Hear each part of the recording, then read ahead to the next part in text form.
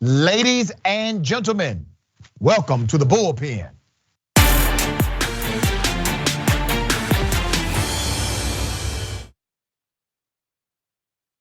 Yeah, he's back. We got Andrew Donaldson, conservative radio host and commentator with Young Voices, managing editor of Ordinary Times magazine, and a widely published writer, has an extensive and impressive resume, very smart fella. Andrew, good to have you on the show, brother. How are you? I appreciate you having me back again. Always a thrill to talk to you, sir. Same here, man. All right, y'all got a doozy.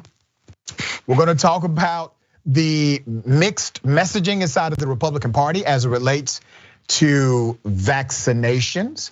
It was heavily personified in the Candace Owens interview, but the truth is that rift has been with the party for a minute now.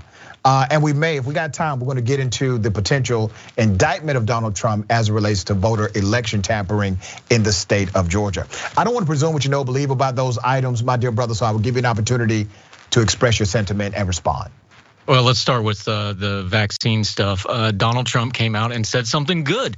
This, of course, went over kind of surprising to some folks, but what he said on its face, just in and of itself in a vacuum, was really good. He said, elected officials, politicians, he called them gutless if they wouldn't admit their vaccine status. And I agree with him. If you're an elected official, I would extrapolate that out. If you're a commentator, if you're on TV, if perhaps you have a network television show where you talk about vaccines a lot, your audience probably deserves to know whether or not you got the vaccine. Like Tucker Carlson.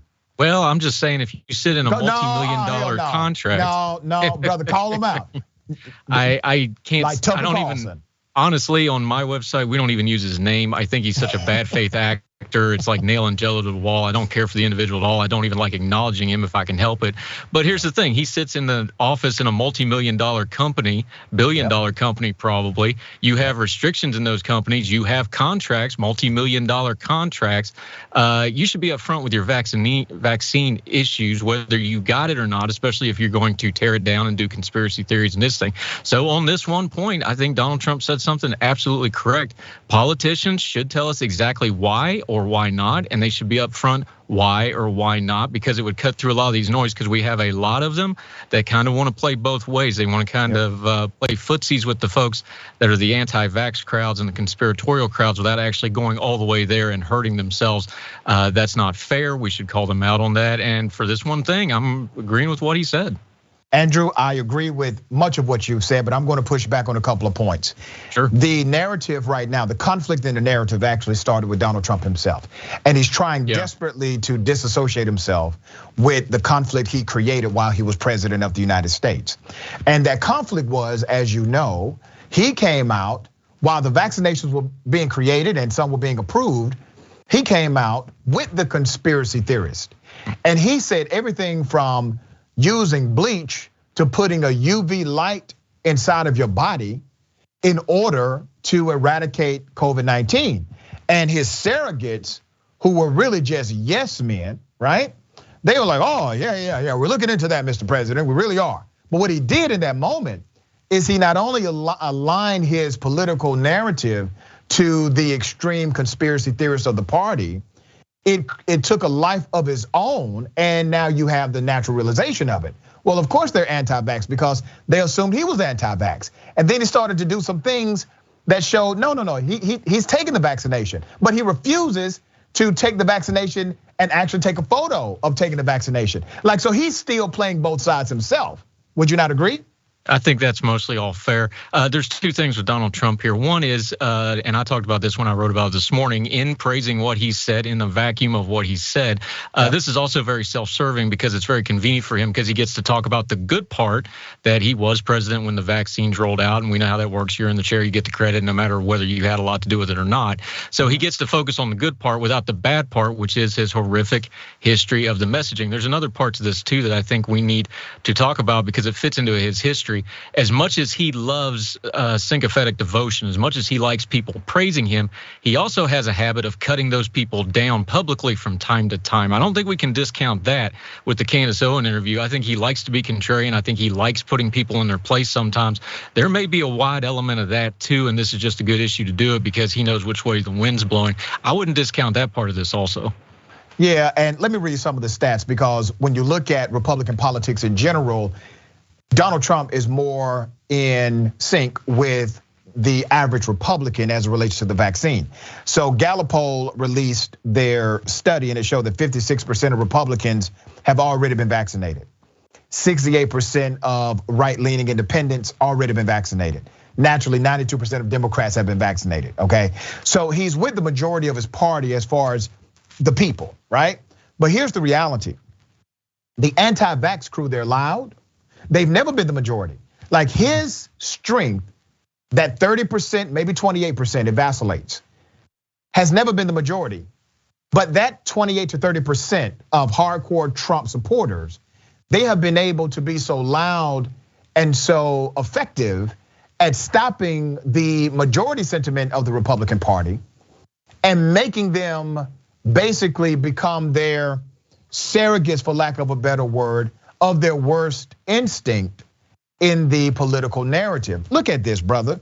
When January 6th first happened, you had major conservative leaders come out and denounce it. Those major conservative leaders have now apologized for denouncing it. And still, the majority of Americans believe what happened on January 6th was wrong. But the majority of Republicans, 52%, are now saying it was necessary. Your party is imploding, brother. But tell me how this is not, at least in part, due to the leadership structure around Donald Trump. And I'm not talking about just Trump, I'm talking about the people that were there before him, Lindsey Graham and others. How do they not bear blame in this debacle? They do, and let's back up a little bit. You've got Donald Trump taking over the Republican Party because what you thought was leadership or thought was the power structure turned out to be either a phantom or way weaker than we thought, or that wouldn't have happened in the first place. That's so correct. I think what you're dealing with here is Trump he filled a vacuum, either ideologically or power-wise or whatever. He filled a vacuum, and he allowed a lot of these people to be what they already want. And he let them do what they already wanted to do. Now Trump's just the excuse and they can follow him. So why does those two things always seem to collide? I think that's why. There was already these issues ahead of time. Trump just amplified them. There was already a tendency to play with these conspiratorial elements inside the fringes of the right wing. And he just gave them an excuse to kind of mainstream all this stuff. They had that 28, 30, 32%, whatever that, shoot somebody in Fifth Avenue group. Remember, we used to refer to them that way. That group has a real good habit of being consistent on what they're doing, but then they creep into whatever the narrative of the day is. And the narrative of the day is COVID, it's vaccines. So they're creeping in using those things. They do the same thing with January 6th. As horrific as it was, they'll start pecking at the edges of it and trying to draw people off. It's important to keep the big picture perspective. January 6th was wrong, it was terrible. The vaccines are good. They're not putting nanobots into your bloodstream. You just have to keep the big picture, not get into minutia with those folks, because they're really, really good at dragging you into it and trying to skew people's perspectives. And I cannot neglect the conversation about racist people in America, because Donald Trump, he makes racist white people excited. Racist white people do support Donald Trump. And I'm talking about the extreme racist white people. Racism exists on the spectrum. It exists on the spectrum, okay? Trump has the KKK crowd. He got the Klan, 100%. Now, there's no coincidence, brother, that Donald Trump was the last Republican in this country who still said Obama was not born in America. He was still saying this ridiculous made up conspiracy about the then president of the United States. And he did it to his reward, because racist people rewarded him when Republicans were saying, oh, you know what, we're gonna drop it. No, President Obama was really born in America. He refused to drop it, so I can't dismiss that element. Let's talk about quickly, because we got a few minutes, what may happen to Donald Trump in Fulton County. The Fulton County DA, Fonnie Willis, has said that they are very close to making a decision about whether or not to indict Donald Trump on election tampering. What are your thoughts about that? And then I will give you my response. Yeah, the DA in Fulton County, this is probably, if you're going to do something criminal-wise, this is probably the best shot at doing it. She is talking about taking the grand jury process for this. That would probably be the legally appropriate way of going about this. I feel like we always got to prerequisite these things a little bit with, there's a big element of, we're going to actually get him this time with some of these stories. A grand jury, as we know, that is step 20 and 21 of a 100-step process of getting somebody convicted. There's a lot that's going to go into it.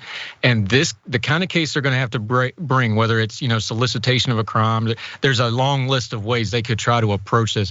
This is not going to be an easy conviction, even though we know what he said was wrong. The pressure on Raffensperger, the Georgia officials, we know what he said was wrong. We know it was probably legally wrong.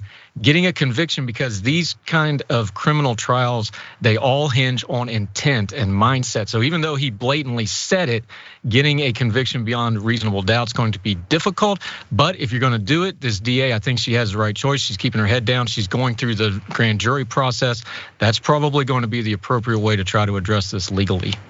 I agree with you. And just one note, when you read the letter of the law, the statutory code of Georgia, he did, in fact, break the law. I'm going to read it for the sake of the viewers.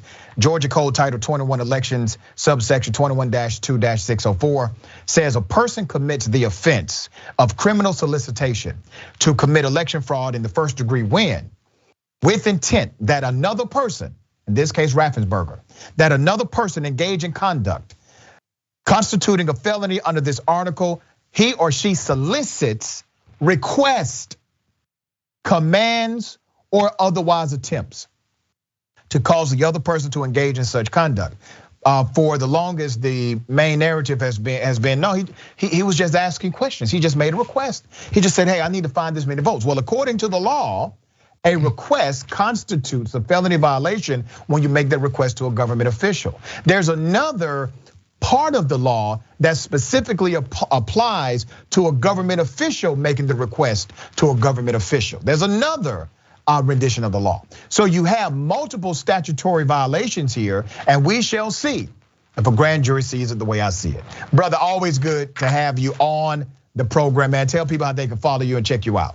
Yeah, I'm on Twitter at 4forthefire, ordinary-times.com, where I write young voices, have my own show, Heard Tell, on all the podcasting platforms and YouTube. And always appreciate the time and the conversation with you, sir. Happy to be with you. All right, man, I tell you all the time, brother, you make too much damn sense to be a Republican, but we're working on that.